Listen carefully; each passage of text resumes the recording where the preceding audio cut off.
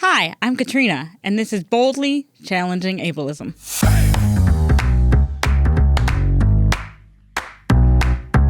I'm your host, Katrina Simons. I'm the Community Program Specialist at the Institute on Community Integration at the University of Minnesota. This program explores various topics that impact people with disabilities in our community. Each episode addresses a different aspect of our society within the context of ableism. Ableism is the prejudice that stems from the belief or belief system that assumes someone is less capable or less worthy because of a real or perceived difference in ability or function. On this program, we hope to answer some questions you may have been afraid to ask, or maybe some you didn't even know you had. Thanks for joining us. I hope you enjoy the conversation.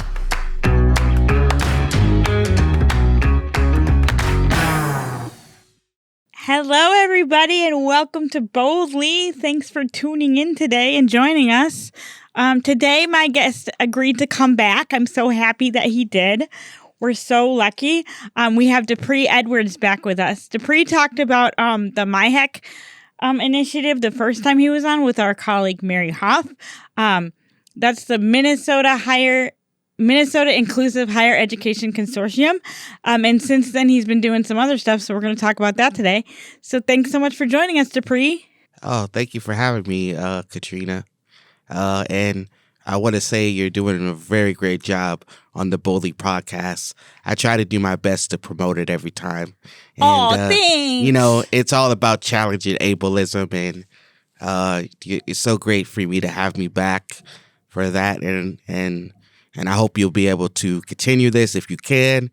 And, thank you for having me. Well, thanks for coming. Mm-hmm. Can you were here in season 1, but can you remind our listeners a little bit about yourself? Can you introduce yourself a little bit? Yeah. My name is Dupree Edwards. I'm a rapper, musician, public speaker. I'm also at ICI, I'm still the lead state advisor on system change. But the last time I talked to you, I'm actually part of the university now. I'm on union this time, so still getting used to a salary type thing. Yeah. So but before you were temp casual, right? And now you're civil service. You're civil service. So that means that you get to work the same number of hours every week, right? And you get a little bit of sick time. That's the difference. That's the difference, but not the full benefits because I didn't go 50%. Me neither. Yeah. Well, actually, now I did, but I didn't start 50%. Yeah. Yeah, so that's exciting. We're both in civil service, so we're gonna have the same like emails and calendars and stuff. Yeah, we can help each other out because I always forget to like read the fine print. Yeah, It's not great. I was told to go to you to questions because you were kind of the first self-advocate to,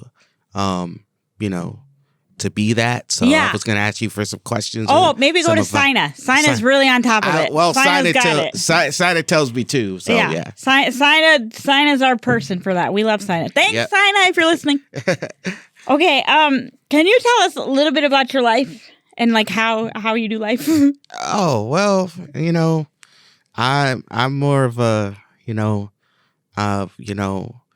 not as much as I used to be in my 20s, which that's like 10 or 10 years ago. A little quieter, like all of us. Yeah, a little quieter. Calm down just a little bit. Yeah, more 20s. I think, it feels like I'm in show business sometimes. It feels like I'm involved in a lot of things. Yeah. People ask me to do stuff. But I like old TV shows. I like to watch old TV shows just to get me in my zone. I'm talking about 50s, 60s, 70s. I wish I was born into that era. You like the Jeffersons? I like the Jeffersons. Sanford and Son. And I also do my rapping. I also started a business. What's your business? My business is named after my radio show that I did on KFAI. And I just did a recent episode this earlier this year called The Dupree Edwards Show, at KFAI. I did my 5th show on that station. Okay, so is it going to air? Like, do you want to tell people when it's going to air? If you know? No, it's already aired. Oh, it already aired. Okay. But I could say, I could tell people that they can go to my business website and they can hear the latest episode on there. Okay, what's your business website? Do you remember it? It's dupeedshowproductions.org. Okay, dupeedshowproductions.org. Okay, I'll try and put it in the episode summary. Yeah. If I remember it. And I think I think I've really learned a lot, about myself, about my life. So yeah, just really been up to that, and it's really good that I'm making progress and everything like that. So yeah. Yeah, I love that. I love that. You live in an apartment. Can you tell us how that works for you? How that? Well, yeah, I live in what you call like individual home supports. Yeah. But but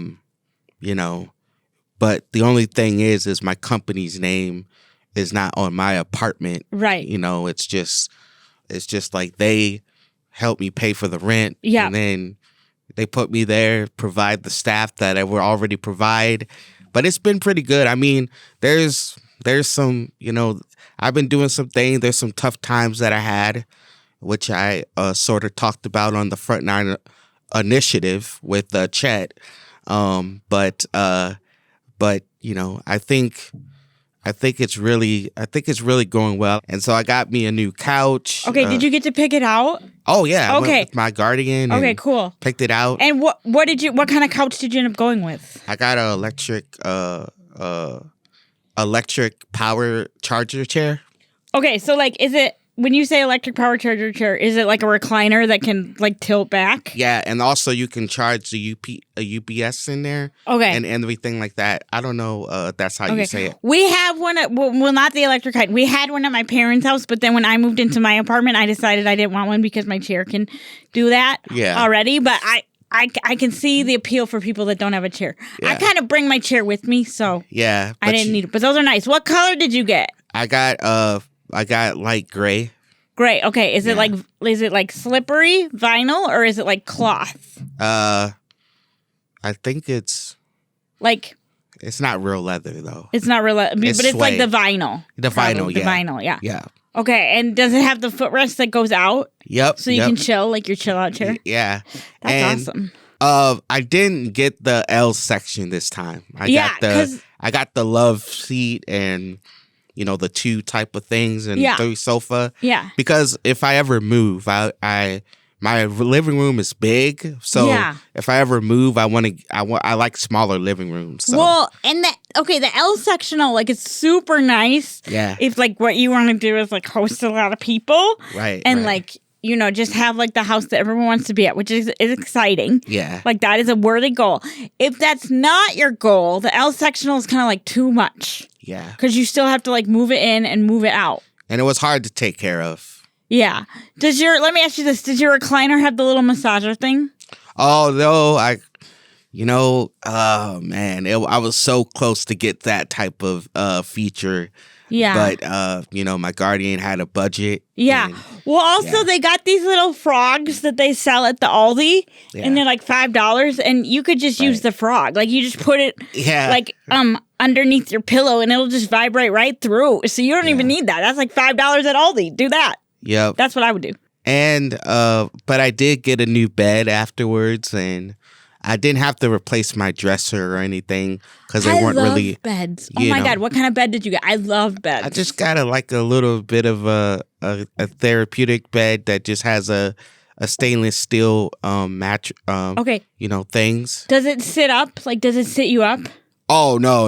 Okay. I was gonna get that feature, but no, didn't happen. Yeah, I don't have that either. Yeah, so it was really good. But yeah, I love the apartment, Yeah. But you know what? I was, because they fixed the mice situation, I'm a lot happier and calmer than I was last year when I told the Frontline Initiative that I didn't have staff, low staff at that time. Yeah, okay. So I'm feeling good. Can I just ask a question? So the listeners here may or may not have access to Frontline Initiative.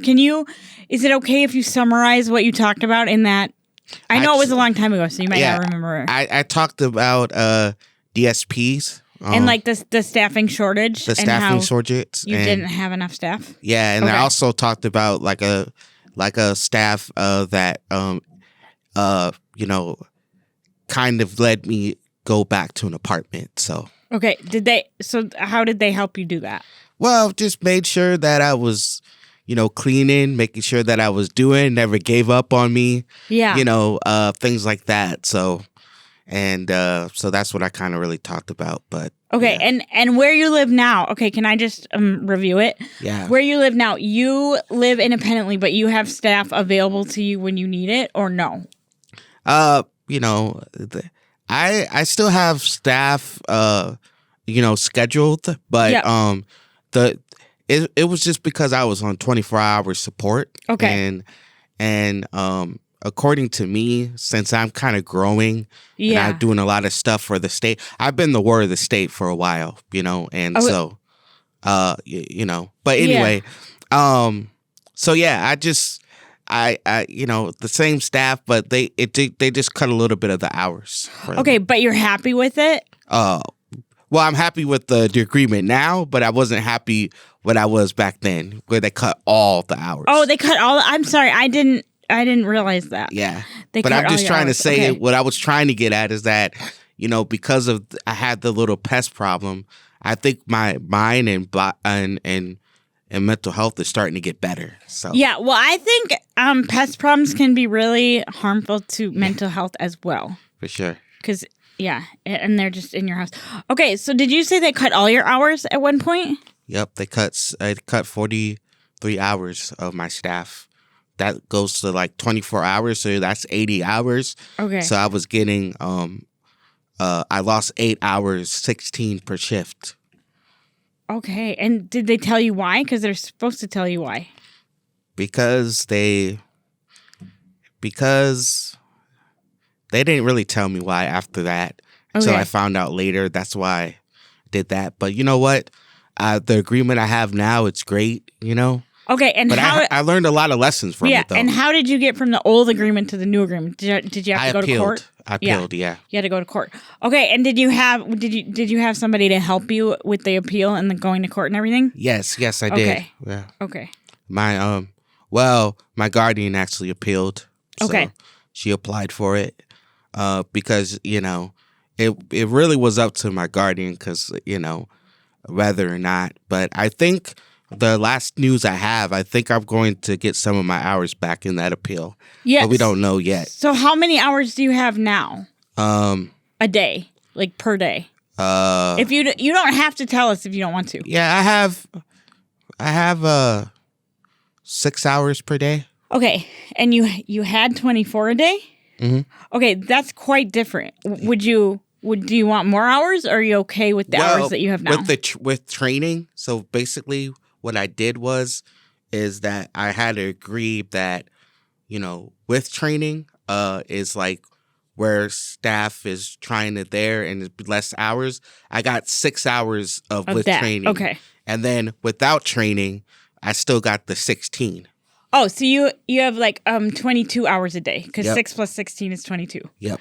Okay, and is 22 okay with you? Yeah, it was better than what I had before, so I accepted it. Okay, is it okay if I just really quick try to explain the difference between IHS with training and without training? Yep. So IHS with training is where they come and they help you with specific tasks, correct? Yep. And they know how to guide you and support you and do all the things that need to happen so that you can be the most successful with any given task, right? Yep. Okay, that's correct? That's correct. And then without support, it's just like they're available if you need them, but they may or may not be able to help you with a specific task because they might not know you as well, correct? Or do they know you pretty well?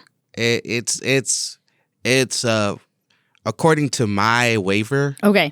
That's probably on a caddy waiver or something else, but on a DDD waiver, it means that they have to help me do everything, or assistance. What that means is, I would say. Okay, so. It's more like with training is where they're going to come and have like a plan, and without training is they're there if you need them, correct? Yep. Okay. Yep, that's basically what I you should have said it that way the first. Now I Yeah. confused everybody. I hope they got it. Sorry about that. Sorry, guys. Sorry. Okay. So that I feel like that's going really well. Do you think did the fraud investigation impact your services at all, or was this independent of that? This was way before the fraud situation. Okay, so it didn't have. It wasn't related. Yeah, it wasn't related, thank God. But you know what? I do kind of want to say that it's really, it's not surprising that it's happening in Minnesota, but I just feel like everybody just didn't realize it, and it's not as bad as just because of the other thing that happened. But I would say it is affecting people that losing license or renewing things, making sure they can't pay stuff. But my company that I'm in, pretty safe. Okay, so that's good. Pretty safe. So you feel good about that at least. Yeah. Okay, so can we switch gears and talk a little bit about all the stuff you do here at ICI? And honestly, you do so many things, you might not even remember all of it in the moment, but can you talk about the things you do remember right now? Oh, yeah. Yeah. I mean, when I first got here, I was on demand. I mean, a lot of people, I just want to give a background to people. And just a reminder, people love my live experience perspective. They know that I've been through the experience, and but I got hired, as you say, on the DHS Positive Behavior Support Project. That's my main thing. But yeah, I'm on the communications team with Jerry, and he provides growing my skills and everything. Mm-hmm. And then I'm also helping him on some other things. And sometimes I'll help Skylar or Pete or something like that. Mm-hmm. And then I'm also on a project with Emily and Brian. Okay. The Ready to Ride project, which is they're getting peers to teach how to use transportation. Okay, now could I ask you a question? Do you use the bus? I mean, you live kind of far out, so maybe you don't use the bus because maybe it's not practical for you. Yeah. But I'm just wondering, do you use public transit that much? I use paratransit and the Lyft connectability that people Lyft that provides us. Okay, cool. So ride share and paratransit. So I'm just going to say, when I learned how to use the bus, it was kind of a thing. Mm-hmm. And so I think having a peer to help me learn how to ride the bus would have been amazing. Now, the tricky thing about me that you wouldn't have to worry about, and then I think the project I feel like is aimed at people with intellectual disabilities, so many of them won't have wheelchairs, is that I never could have gone on the same bus as my peer if they were also in a chair, because we would have had a hard time both fitting, because my chair, when I was learning how to ride the bus, was so large that another chair would not fit on the bus. I have since graduated to a different model chair where two chairs would fit, but that would have been a tricky problem that I would have dealt with. Mm-hmm. But I think it's really great that people can have peers help them learn to use transit. And then also, like, it's easier if you're just going somewhere with a friend, Yeah, for sure. Yeah. It's great. And then I'm on James Houseworth project, Informed Consent. Yeah, and that one's looking at helping people understand the things that it says on a consent form, right? Yep. Okay. And I've been working on the clip art type stuff and helping them do the plain language version, learning how to do a how-to guide with it. Yeah. And things like that. So right now, that's basically my projects. And I do other stuff that I do around, but I just can't remember. Oh yeah, people who are listening may or may not work here at ICI, but Dupree is a celebrity here. He's like a sought after expert here at ICI. So I could totally see how you would not be able to keep track of everything that's on your plate, because there's so much. Yeah, for sure. So you're the lead state advisor on the Positive Behavior Supports Initiative in Minnesota. Yeah. Can you tell us a little bit about what that is? Well, I'm on the regional Quality Council? building capacity. Okay, perfect. On system change. Okay. And that also talks about positive behavior supports and telehealth and things like that. And it was basically like live experience that I kind of know about it. I didn't get that, temp casual job because I'm a scientist or I know about the evidence-based stuff. But I've, I have learned from positive reinforcements that I didn't know it was positive behaviors back in the day. Yeah. That, I can use those tools without being restrained. Right. So just to recap, can I just try and say that positive behavior supports are exactly what they sound like. It's using positive behavioral supports to support behavior change in people. We can do it at the individual level. We can do it at the employment level. We can do it at the systems change level. But we have to stop doing things like secluding people or like punishing people for behaviors. And in Minnesota, right, there's a requirement that if you're a provider, or even if you're not a provider, but you have a lot of interaction with people with intellectual disabilities, you have to do like paperwork to prove that you've learned these things and that you're doing these things, right?